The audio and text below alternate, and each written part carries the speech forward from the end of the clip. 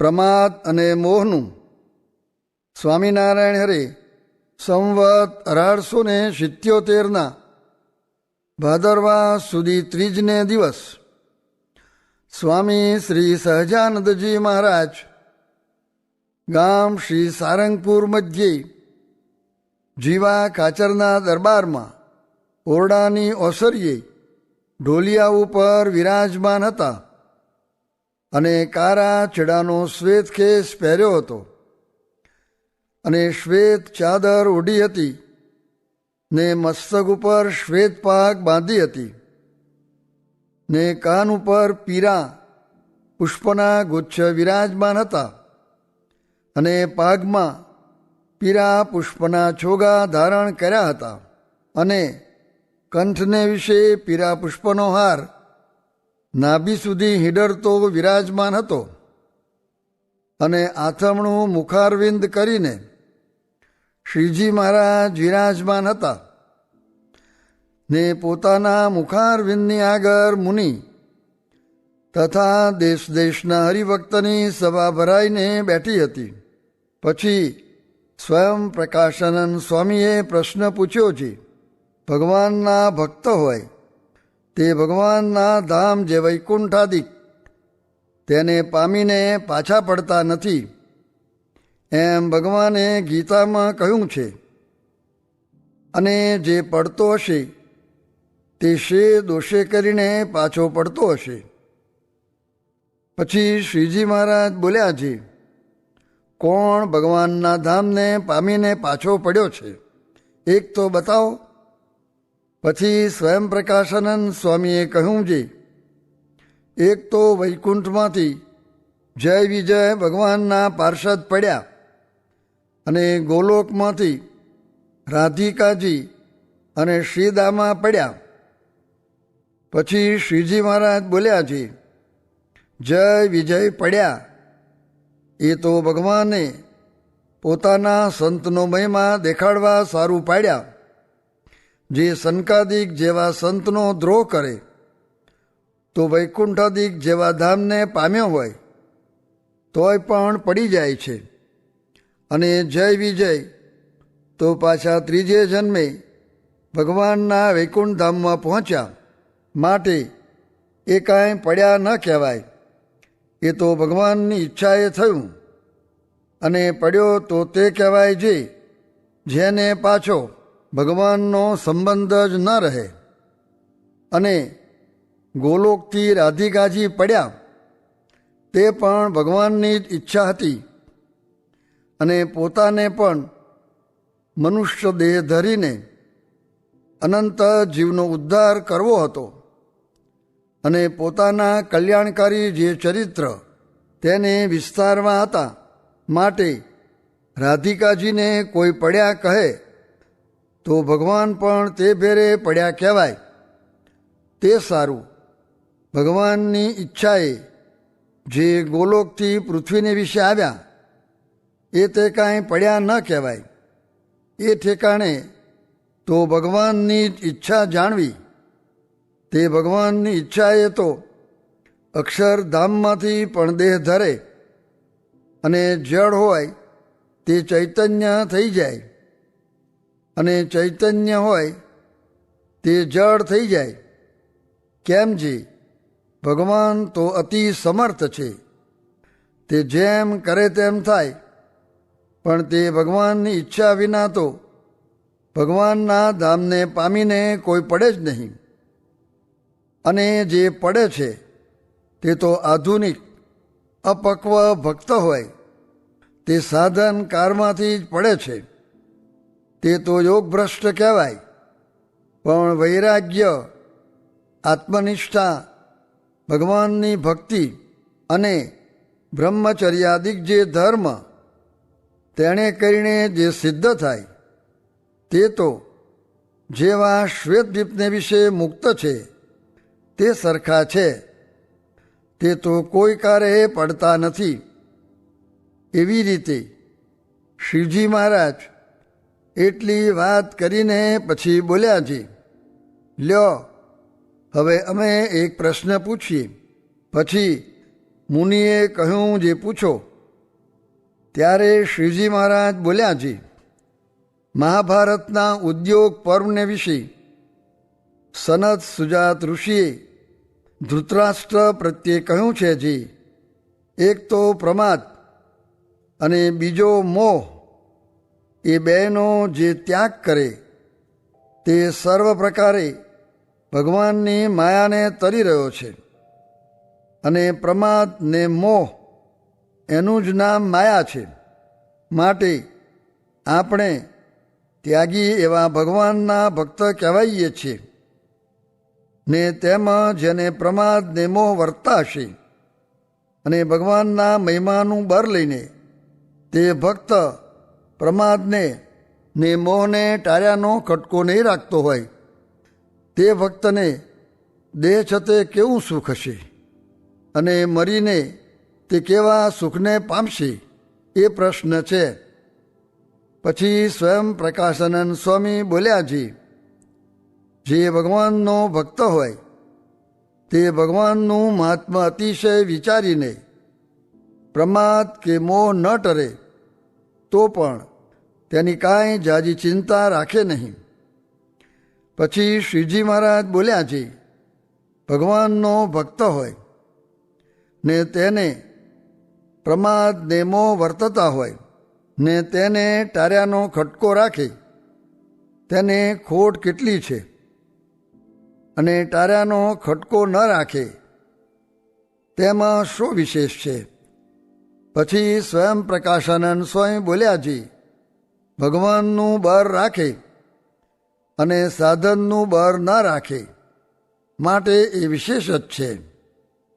તે પછી શ્રીજી મહારાજ બોલ્યાજી, જેને પ્રમાદ ને મોહરૂપ શત્રુ રહ્યા છે તોય પણ જે ગાફેલ રહે છે તેને તો તમે શ્રેષ્ઠ કહો છો. જેમ પતિવ્રતા સ્ત્રી હોય ને તે પોતાના પતિની બીકે ને પતિવ્રતાનો ધર્મ રાખ્યાની બીકે અતિશય મનમાં ખટકો રાખીને કોઈ પુરુષ સાથે હસીને તારી લે નહીં અને તેને એમ મનમાં બીક રહે છે, જો હું ગાફલાઈ રાખીશ તો મારો પતિ મને વ્યભિચારિણી જાણશે તો મારી સેવા અંગીકાર નહીં કરે, એટલે મારે પતિવ્રતાના ધર્મમાં ખોટ પડશે એવું જાણીને મનમાં ખટકો રાખે છે. તેમ જે ભક્ત એ પતિવ્રતાના જેવી ભક્તિ રાખે ને પ્રમાદને ને મોહને ટાળવાનો ખટકો રાખે તેને તો તમે મુર્ગી ખોટ બતાવો છો. અને વળી જેમ કોઈક સ્ત્રી પોતાને મનમાં આવે તે પુરુષ સાથે તારીઓ દેતી ફરે અને પતિવ્રતાનો ધર્મ પાળવાનો ખટકો ન રાખે, તેમ જે ભક્ત પ્રમાદને ને મોહને ટાળ્યાનો ખટકો ન રાખે તેને તો તમે શ્રેષ્ઠ બતાવો છો. એ તે શું તમારી એવી અવરી સમજણ છે કે કેમ છે? અને જે ગાફલાઈ રાખશે અને તે ભગવાનનો ભક્ત હશે તો તેને પ્રમાદ ને મોહ એ બે શત્રુ નડ્યા વિના નહીં રહે. જેમ મદિરા પીએ તથા ભાંગ પીએ તો જેમ વિમુખને કેપ ચડે છે, તેમજ ભગવાનનો ભક્ત હોય તેને પણ કેપ ચડે ને ગાડો થાય. તેમ મદિરા ને ભાંગરૂપ જે પ્રમાદ ને મોહ તે તો જેમ વિમુખ જીવને નડે તેમજ ભગવાનના ભક્તને પણ નડે. અને વિમુખમાં અને હરિભક્તમાં એટલો જ ફેર છે જે વિમુખને એ બે શત્રુ ટરે નહીં અને ભગવાનનો ભક્ત જો ખટકો રાખીને ટાળવાનો ઉપાય કરે તો એ બે શત્રુ નાશ પામી જાય એટલો ભગવાનના ભક્તને વિશેષ છે. અને જે ગાફલાઈ રાખે તે તો ભગવાનનો ભક્ત હોય તોય સારો નહીં. પછી શ્રીજી મહારાજે ફરીને પ્રશ્ન પૂછ્યો છે, સ્થૂળ શરીર તે કેટલા તત્વનું છે અને સૂક્ષ્મ શરીર તે કેટલા તત્વનું છે? અને સ્થૂળ દેહમાં અને સૂક્ષ્મ દેહમાં બરોબર તત્વ છે કે કાંઈ ઓછા અધિક છે, એ બે શરીરનું રૂપ કરો. પછી સ્વયં પ્રકાશાનંદ સ્વામીએ પ્રશ્નનો ઉત્તર કરવા માંડ્યો, પણ થયો નહીં. પછી સર્વે મુનિ બોલ્યાજી, હે મહારાજ, એનો ઉત્તર તમે કૃપા કરીને કરો. પછી શ્રીજી મહારાજ બોલ્યાજી, સ્થૂળ દેહ છે તે તો પૃથ્વી આદિ પંચ મહાભૂત નામે જે 5 તત્વ તેનું છે, અને સૂક્ષ્મ દેહ છે તે તો 5 જ્ઞાનેન્દ્રિયો, 5 કર્મેન્દ્રિયો, પંચ પ્રાણ અને 4 અંતઃકરણ, એ નામે જે 19 તત્વ તેનું છે. અને તે સ્થૂળ દેહને વિશે પણ જ્યારે સૂક્ષ્મ દેહ અનુસ્યુતપણે વર્તે છે ત્યારે જ સર્વે ક્રિયા યથાર્થપણે થાય છે, પણ તે વિના થતી નથી. કેમ જે કાન, નેત્ર આદિ જે ઇન્દ્રિયોના ગોલક તેમણે યુક્ત એવો જે સ્થૂળ દેહ તેને વિશે તે ઇન્દ્રિયાદિકે યુક્ત એવો જે સૂક્ષ્મ દેહ તે ભરે છે, તેણે કરીને તે ઇન્દ્રિયોના વિષયનું ગ્રહણ થાય છે. પણ કેવલ સ્થૂળ દેહના ગોલકે કરીને થતું નથી. તે માટે પંચ તત્વનું જે સ્થૂળ દેહ તેને વિશે 19 તત્વનું જે સૂક્ષ્મ દેહ તે અનુસ્યુતપણે રહ્યું છે. તે સારું સ્થૂળ દેહને પણ 24 તત્વ છે, અને તેમજ સૂક્ષ્મ દેહને વિશે પણ પંચ તત્વનું જે સ્થૂળ દેહ તે એકત્વપણે વર્તે છે, ત્યારે જ સૂક્ષ્મદેહના ભોગ સિદ્ધ થાય છે. અને સૂક્ષ્મદેહ 19 તત્વનું છે, તેને વિશે પંચ તત્વનું સ્થૂળ દેહ ભરે છે, માટે સૂક્ષ્મદેહ પણ 24 તત્વનું છે. અને જો સૂક્ષ્મદેહમાં સ્થૂળ દેહ છે તો સૂક્ષ્મદેહમાં સ્ત્રીનો સંગ કરે છે, તેનો સ્થૂળ દેહમાં વીર્યપાત થઈ જાય છે. માટે સ્થૂળ દેહને સૂક્ષ્મદેહની જાગ્રત અવસ્થાને વિશે ને સ્વપ્ન અવસ્થાને વિશે એકતા છે. પછી મુનિએ પ્રશ્ન પૂછ્યો છે, હે મહારાજ, આ તો જેવું સ્થૂળ દેહ છે તેવું જ સૂક્ષ્મ દેહ થયું.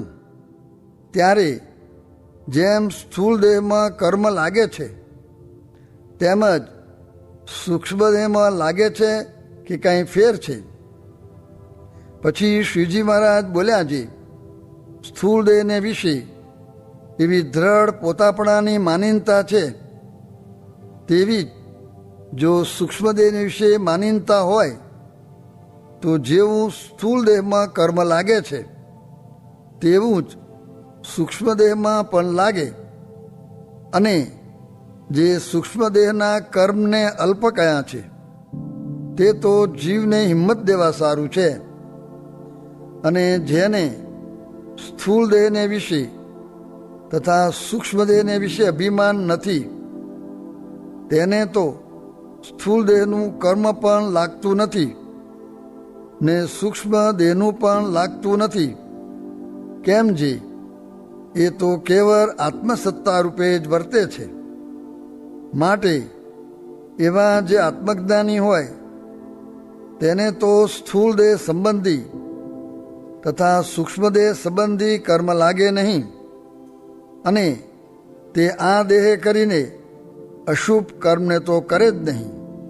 અને પ્રારબ્ધાનુસારે જે સુખ દુઃખ આવે તેને તો ભોગવે, અને ભોગવતો તો કો એમ માને છે, હું એનો ભોગતા નથી, હું તો આત્મા છું. અને જે અજ્ઞાની દેહાભિમાની હોય તેને તો સ્થૂળ દેહ અથવા સૂક્ષ્મદેહ સંબંધી સર્વ કર્મ લાગે છે, અને તે કર્મ પ્રમાણે સુખ દુઃખને પણ ભોગવે છે. કેમ જે અજ્ઞાની છે તે જે વિષયને ભોગવે તે ભોગવતો થકો પોતાને દેહરૂપ માનીને એમ માને છે, હું એ વિષયનો ભોગતા છું. પછી જ્યારે અંત સમો આવે ત્યારે તે અજ્ઞાની જીવને તો યમના દૂત દેખાય ને દેહની વિસ્મૃતિ થઈ જાય ને મૂર્છા અવસ્થા આવે છે. પછી તે યમના દૂત દેહને મુકાવીને જીવને જુદો કરે છે. ત્યારે એ જીવને પ્રેતનો દેહ બંધાય છે. પછી તે દેહ કરીને યમપુરીના કષ્ટ ભોગવે છે. અને જ્ઞાની એવો જે ભગવાનનો ભક્ત, તેને તો અંધકારે ભગવાન કે ભગવાનના સંત દેખાય છે ને એને પણ દેહની વિસ્મૃતિ થઈ જાય ને મૂર્છા અવસ્થા આવે છે. પછી દેહને મૂકીને જુદો થાય છે. ત્યારે એ ભક્તને ભગવાન ભાગવતી તનુ આપે છે ને તે દેહ કરીને એ ભગવાનના ધામને વિશે રહે છે. ઇતિ વચનામૃતમ. એવી રીતે સારંગપુર પ્રકરણનું 14મું વચનામૃત જે તે થયું. પ્રેમીનું હેત તો ટાંકાના પાણી જેવો છે અને જ્ઞાનીનું હેત તો પાતાળના પાણી જેવો છે. ને પ્રેમીનું તો ભગવાન તથા સાધુને રાખવું પડે, પણ જ્ઞાનીનું રાખવું પડે નહીં. સ્વામિનારાયણ હરે સ્વામીએ વાત કરી છે, આપણને તો ભગવાન મળ્યા છે તે પોતાને અક્ષર માનવું એમ બોલ્યા. તે વાત ઉપર પ્રશ્ન પૂછ્યો જે વિષય પરાભવ પમાડતા હોય ને અક્ષર કેમ માનવું? ત્યારે ઉત્તર કર્યો જે વિષય તો દેહના ભાવ છે, તે એક પડખે રહ્યા છે તો પણ અક્ષર માનવું, પણ આત્માને નરકનો કીડો માનવો નહીં. ને આપણે તો જેમ વામનજી ભેળી લાકડી વધી તેમ વધતા જઈએ છીએ. સ્વામિનારાયણ રે સ્વામીએ વાત કરી છે, આ લોકના પદાર્થ ને મનુષ્યાદિકને કેવી દ્રષ્ટિએ જોવા છે એ સર્વે વિઘ્ન કરનાર છે. અને એક તો કોઈ પ્રકારે સત્સંગમાંથી જાય એવો ન હોય તે પણ જાય, અને એક તો કોઈ રીતે સત્સંગમાં રહે એવો ન હોય તે પણ રહે. એમ સંગમાં રહ્યું છે. અને ભણનારા કરતાં પણ ભણાવનારને વધારે દાખલો પડે છે. તેમ જ્ઞાન દેવામાં શિષ્ય કરતાં ગુરુ વધારે દાખલો કરે ત્યારે જ્ઞાન થાય છે, પણ તે વિના જ્ઞાન થતું નથી. અમૃતનું ફળ ઝેર છે તે શું છે? વિષય ભોગવવા સારા લાગે છે, પણ તેનું ફળ દુઃખ છે. ને સારા વિષય ને નરસા વિષય એ બે નાશવંતો છે, પણ નરસામાં દુઃખ છે ને દોષ નથી, ને સારામાં દુઃખ ને દોષ બેય છે. સ્વામિનારાયણ હરે સ્વામીએ વાત કરી છે, ગામ હળિયાદમાં વાત કરી છે, શબ્દ સાંભળ્યા વિના જ્ઞાન થાય નહીં, ને જ્ઞાન વિના કાં તો છકી જવાય, ને કાં તો ગ્લાનિ પામી જવાય, ને કાં તો અધર્મી થઈ જવાય. માટે જેણે સાત્વિક સેવ્યા હોય તેની બુદ્ધિ ન ભેદાય. તે ઉપર શ્લોક બોલ્યા છે, કામાદિભિર્વિહીનાએ. એ શ્લોક બોલીને વાત કરી છે, જ્ઞાન થયા વિના તો ઘનશ્યામાનંદ સ્વામીના જેટલો કલ્યાણનો ખપ હોય ને એમના જેટલી ભક્તિ કરતા હોય તો પણ વિઘ્ન લાગે. ને તે બહુ ભક્તિ કરતા હતા, પણ જ્ઞાન વિના ગોપાળાનંદ સ્વામીનો ત્યાગ કર્યો. ને પછી મેં બહુ જ વાતો કરી ને જ્ઞાન થયું, તે પછી એમને સાચવવા પડ્યા નહીં. માટે સાધુ ઓળખ્યાથી અજ્ઞાન ટળે છે. ને ભગવદાનંદ સ્વામી આદિ કેટલાક પોતે તો ગોપાળ સ્વામીને મોટા સમજે, પણ શિષ્ય પૂછે તો તેને કહે નહીં, ને મૂળગો દોષ દેખાડે. સ્વામિનારાયણ હરે સ્વામીએ વાત કરી છે, ધનમાંથી આસક્તિ ટળી ગઈ હોય તેનાથી દ્રવ્ય ઉપાર્જન કરવાનો પ્રયત્ન થાય નહીં, ને વ્યવહાર કરે તો તે ન કર્યા જેવો કરે. તે ઉપર માવા ભક્તનો દ્રષ્ટાંત દીધું. સ્વામિનારાયણ હરે સ્વામીએ વાત કરી છે, તરગાળો વેશ કાઢે છે તેને મૂર્ખ છે તે સ્ત્રી દેખે છે, ને જે ડાયો છે તે પુરુષ દેખે છે, એમ જગત ખોટું છે. સ્વામિનારાયણ હરે સ્વામીએ વાત કરી છે, મરનારાને સીધ રડો છો, રડનારા નથી રહેવાના. તોપને મોઢે તુંબડા તે સર્વે ઉડી જવાના. સ્વામિનારાયણ હરે સ્વામીએ વાત કરી છે અને કહ્યું કે ચેતતા મુખી તે સદા સુખી. એવી રીતે કેટલાક કહીએ. એ કહ્યા તેથી ઘણા ઝાડ હૈયામાં ઉગ્યા હોય પછી શું ધ્યાન ભજન થાય? બીજાનું જોઈને બેસે પણ થાય નહીં. તે એક બાવો ગુલાબગર હતો, તે સૌનું જોઈને માથે ઓઢીને બેઠો. ત્યાં તો રૂપિયા, ઢોરા અને ઉઘરાણી તે સ્ફુર્યા, એટલે આકડો થઈને ઉઠી ગયો ને કહે, ઉઠો ઉઠો, શું બેઠા છો? આટલું આ કરવું છે તે કરીએ એમ થાય છે, માટે ટીખળ ઘાલવા નહીં. સ્વામિનારાયણ હરે. સ્વામીએ વાત કરી જે આ ચાલ્યા, આ દેહમાં કાંઈ રહેવાશે? આ દેહમાં તો નરક ભર્યું છે. જેને સારું ખવડાવો છો ને જો સંબંધીને આલો તો સારું બોલે. બેનને પણ જો હમણાં 1 રૂપિયો પણ ન આપ્યો હોય ત્યારે હેતની ખબર પડે. બધું સ્વાર્થિયું છે એ આદિ ઘણી વાતો કહી. સ્વામિનારાયણ હરે. સ્વામીએ વાત કરી જે આ લોક તો દુઃખરૂપ છે ને જ્યાં કોઈ દુઃખ છે જ નહીં ત્યાં આવતાંક દુઃખ ભરાય છે. માટે કેટલીક જાતના દુઃખ આવી પડે છે તે કહેવાય નહીં, પણ શું કરીએ, આ લોક જ એવો છે ને વિષયમાં તો કેવળ દુઃખ જ છે.